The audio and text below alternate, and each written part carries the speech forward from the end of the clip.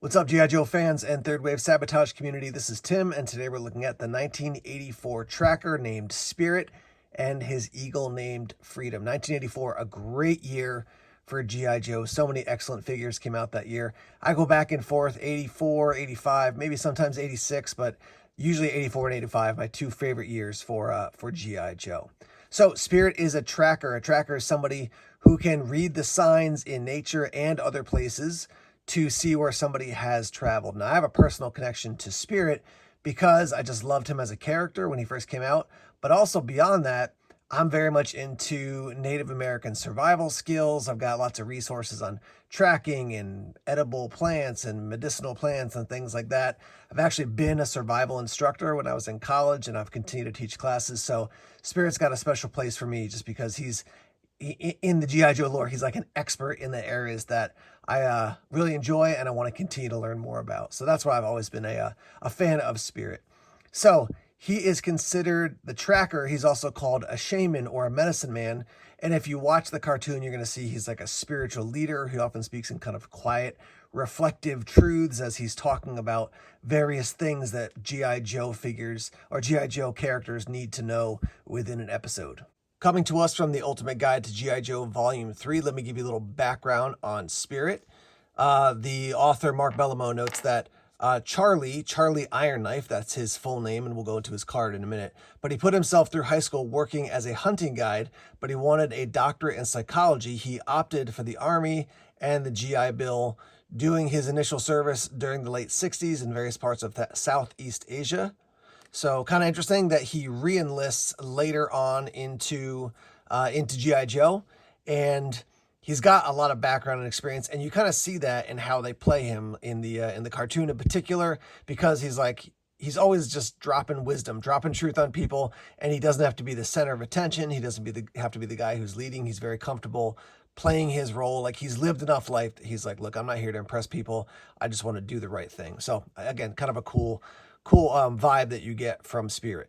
So I'm bringing in Airborne here because Airborne is also Native American, and he actually came into G.I. Joe before Spirit.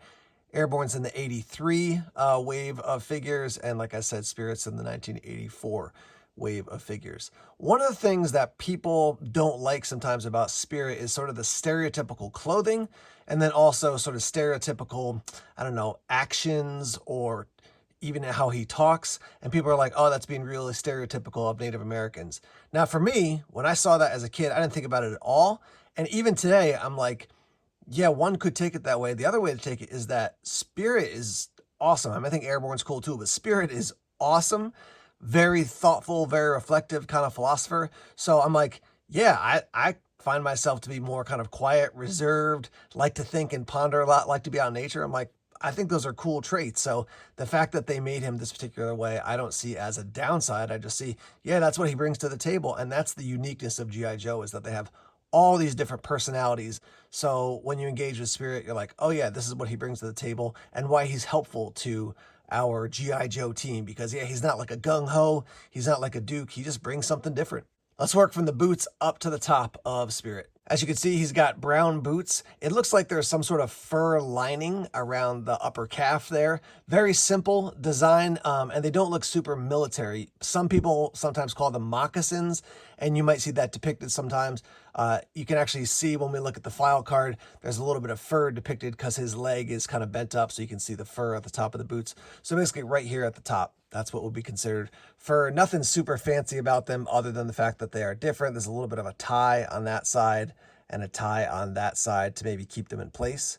Let's work up the legs now. You can see he's got this knife on the side, and it looks like it's a knife that's strapped to his leg and that the handle is made out of some sort of bone. Maybe it's the antler of a deer or an elk or something like that. So that's on that side. You can see a little bit of frill there on his pants. On this side, you can see more of the frill more clearly, which I think is really cool. Again, just adds a little bit of different and unique flavor to somebody like Spirit. Next, you can see his belt, and some people call this a web belt. Some people call it a loincloth, tactical loincloth. It's got some pockets where you can carry some things. And if you want to have the attachment point, the kind of clip in the back where you might think it would be out of the way the most, you're going to have these two red things on the sides. If you want to set it up like a traditional loincloth, you can put that on the side, either the right or the left-hand side. But cool, it's not just like, oh, we're going to go traditional Native American. It's like updated for the quote unquote modern military back in that time. Now let's talk about his shirt. When you look at his arms here, particularly the underarm right there, compared to his shirt, you can see it's two different colors. Part of the issue with Spirit is that the shirt fades. So you can see that mine is more kind of like a greenish blue. It's originally a beautiful blue, and you're going to pay more for that when you buy Spirit. You can get Spirit right about now on eBay for about 50 bucks. You're going to pay a little bit less if you get them in a Facebook group or something like that. But if you want to get them with beautiful blue with all the paint perfectly intact, you're going to pay way more. It just goes way up in price. So for me, I kind of like the mixture. When I first got back into G.I. Joe, I saw this sort of greenish shirt and I was like, yeah, that looks good for Spirit. So I don't mind that it's faded. Some people, it really annoys them, but for me, all good.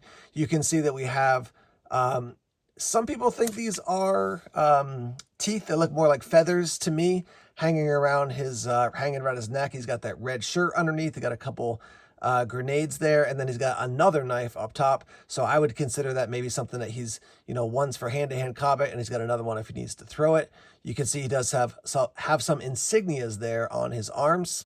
There it is, zoomed in a little bit so you can see what those look like. I do think the fact that they colored in the rivets on the shoulders is cool. They're not just silver or gold. They're actually they're blue like the shirt is supposed to be. Now I've lowered the camera again so you can see those nice gold bracelets. Mine are actually in quite good condition. That is a color that would often fade or get scratched off quite easily on figures.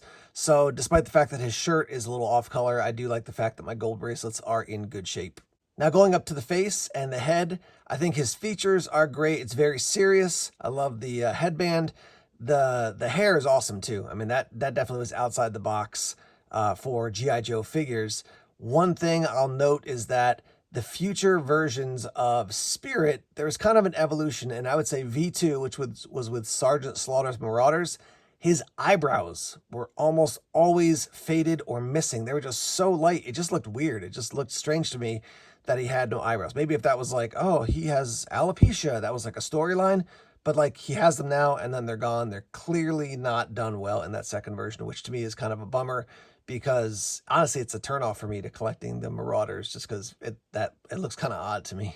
Let's talk about his gun. This is like a modern version of using Native American tools or weapons like a bow and arrow. This is considered or called an auto arrow launcher, and the ammo he has in his backpack goes into that as well. I think that's cool. I think, I don't know if it made noise when it shot, but to me, I'm like, this is more like a silent weapon. Reminds me of something like Xandar would have. And again, I like that crossover between sort of tipping our hats back to Native American and the ancient culture earlier on in their history, and then also connecting it to modern day military. There's a look at his backpack with a huge kind of lower section there where you can store gear. He's got a couple, looks like smoke grenades on the side, and then a ton more of those arrows. I do like the fact that they coordinated the arrows in the backpack with the arrows in the gun. 1985, you could get the battle pack accessories, but they were tan, and so you could get this same gear, the gun and the backpack for Spirit, but they'd be in a lighter tan, which was, again, kind of cool. I like this green. I like that they stuck with the OD originally for this, but again, a future accessory is available. Let's talk about Freedom the Eagle. So when you got a G.I. Joe, somebody like Snake Eyes who came with Timber, or if you got Mutt who came with Junkyard, that was always a win to have his animal companion. Freedom is beautifully detailed. I wish his wings were a little bit straighter as opposed to sort of curved in or curved down. They kind of go like this as opposed to just flat, but still a great accessory to come along with Spirit. And you can see I've sort of rested him on the wrist there. One of the things that happened is that because of Freedom's talons, people would often attach him to Spirit's arm right on the gold bracelets, which would scratch off the gold. Be aware if you buy this guy, you buy Spirit Complete, you want to make sure that you check to make sure Freedom has his talons. And I would also say that it's really rare in my experience. If you have a Freedom with no talons, it's going to be pretty unlikely that you're going to easily find talons to just slide into the slot where the talons would go on Freedom. Like, if you're going to get them complete. Don't think you're going to buy the body and then find the talons later on. That's just really, really rare to actually have that happen. We'll take a look at the file card here, and then we'll show you the G.I. Joe classified version of Spirit. So tracker, codename Spirit, file name, Charlie Iron Knife. We've got a serial number there. Primary military specialty, infantry. Second military specialty, social services. And his birthplace is in Taos, New Mexico, grade E4. Infantry, they don't put tracker down there. You know, infantry is a broader area basically within the military. They're probably not going to put down tracker as his specialty, but they could have done that. You know, there's some other guys I think have more specific, generally not considered military specialties listed as their primary military specialty, but that's just a little detail. So Spirit comes from a family so far below the poverty line that they never realized they were poor. That is interesting because it's way different than Airborne, who came from a pretty well-to-do family. Was a hunting guide through high school, served in Southeast Asia, and then as a civilian completed his education, returned to the service for reasons inexplicable to anybody but a Native American mystic warrior. Qualified expert, M16, M1911, A1 auto pistol, Remington sniper rifle. You don't see any of those here, but you do see that he's qualified in a variety of weapons. Says Charlie is a shaman, a medicine man. He's not a healer or a priest or a witch doctor. There isn't any equivalent in our culture for what he is unless we had shrinks that could actually help people. And you do see throughout the Sunball cartoon, he has various things where he sort of has like intuition, he has spiritual abilities, he has healing abilities, does a lot of really kind of outside the box things and brings a lot to G.I. Joe. All right, here is Spirit in his classified form. Now, I do want to note that he's got 2 knives, he's got a pistol, he's got Freedom there on his arm. The rest of the accessories are from Gridiron Studios. So I got him the crossbow, there's the bolts in the back, there's a tomahawk, there's a machete, a radio. Unfortunately, I have a concrete floor down here in the basement, and one day he fell off the shelf and it busted on me. So some of the pieces broke off. I'll turn around and show you the back of him in a second. But he does come with a backpack and a rifle as well. I wish they gave him the standard, what is it called? Auto arrow launcher. But you can pick that up, and I'll put a link down here or at the bottom of the screen here, and then I'll roll in a photo. A guy I connected with at JoeFest does things like Gridiron Studios and makes all kinds of cool, really, really detailed weapons, including Spirit's gun. So top fun retro toys, and again, the link down at the bottom there. If you want to pick up a gun for Spirit, you can order it over there. Let's go back and talk about the actual character now. I think this might be one of the best classified figures that they've made. The one thing I wish or maybe 2 things I wish they added in would be his original gun with his original backpack. And while I do like Freedom, I do think they could have done a better job with some of the details. Like his eye looks a little bit goofy, just that black dot there. I do like the fact that they gave him these wings, and also you can, make him basically be flying, which is cool. I do like the fact they put 2 holes in the wrist there so you can attach Freedom to his arm, which I think is great. But looking at Spirit as a character and the action figure, the color is great, the accessories are great.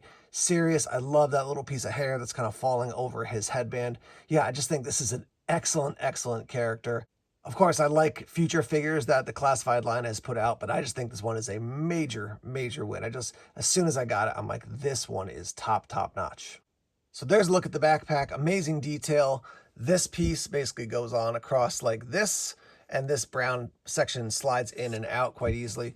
But you've got a machete, you've got a radio. These are both removable. The tomahawk or that hatchet is removable as well. So I think it's a really cool setup for Spirit. And there's a quick look at the crossbow that's included. I think that thing's great as well. Again, there's always more detail people can add.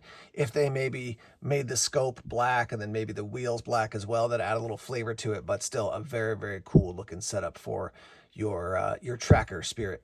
So that is Spirit from 1984, a great character. Again, price point for the original 3 3/4, you're looking at probably around 40 or 50 bucks and going up there depending on how nice and blue that shirt is. But I think this guy's just a great character. Another one of the wins from G.I. Joe. So many wins in how they created their characters. But he's in my top 10, I would probably say, pretty easily. So any thoughts and comments, leave them in the comments section. We have other videos that we're popping up for you here right now. Please like, share, and subscribe. If you haven't subscribed right now, click that subscribe button. That'll help grow the channel. We can get more people into learning about the fun of G.I. Joe. All right, friends, thanks for tuning in. More videos coming soon. Take care.